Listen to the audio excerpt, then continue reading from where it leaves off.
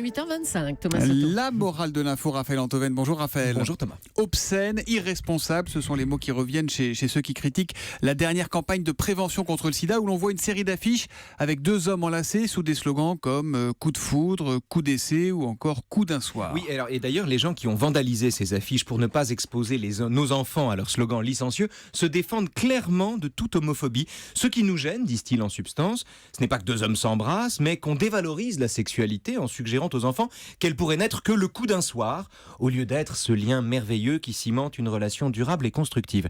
Alors prenons-les au mot, il faut les prendre au mot, et puisque le problème n'est pas l'homosexualité ni l'homophobie, mais une certaine sexualité, les tagueurs de cette campagne trouvent un allié de poids en la personne de Socrate lui-même, figurez-vous. Socrate. Oui. Qu'est-ce que vient faire Socrate dans cette histoire ? Enfant. Souvenez-vous du banquet de Platon, ce texte magnifique dont aucun membre de la Manif pour tous ne s'indigne à ma connaissance qu'il soit lu et enseigné aux enfants qu'il protège.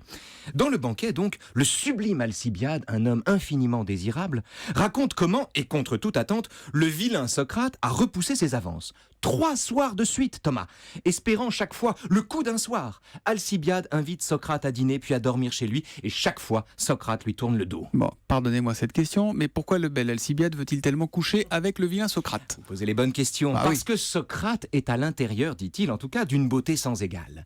Et le raisonnement d'Alcibiade est le suivant. Si je couche avec Socrate, un peu de ma beauté passera en lui et un peu de son intelligence passera en moi. Ce sera, comme dirait Ségolène, du gagnant-gagnant. C'est un bon deal, alors pourquoi Socrate refuse ? Eh bien parce que ce serait, dit Socrate, échanger de l'or contre du cuivre. Autrement dit, ce serait préférer le coup d'un soir à la construction patiente d'un amour véritable.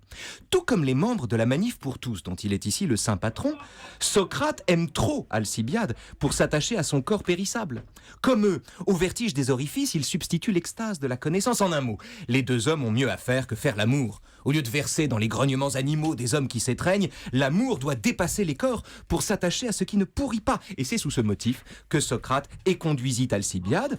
C'est ainsi qu'Alcibiade, sous la forme d'un râteau quand même spectaculaire, reçut sa première leçon de philosophie. Et c'est comme ça surtout qu'est né l'amour platonique, Thomas, dont le seul péché à mes yeux est de justifier que deux êtres qui s'aiment en viennent au nom de l'amour à ne pas faire l'amour. Et la morale de l'info ? La morale de l'info, c'est que rien n'est plus tentant que de résister à la tentation. Ou la meilleure façon de céder à la tentation ? De résister à la tentation, c'est d'y céder. Exactement, je résiste à tout sauf à la tentation. Voilà, c'est ça. Voilà, j'ai essayé, je me suis planté. Qui vive, c'est demain, vous parlez de quoi ? Qui vive. Ah, demain, on parle de Simone Veil, la philosophe. Avec un W, exactement, et pas avec un V. À demain, Raphaël. À demain, les amis.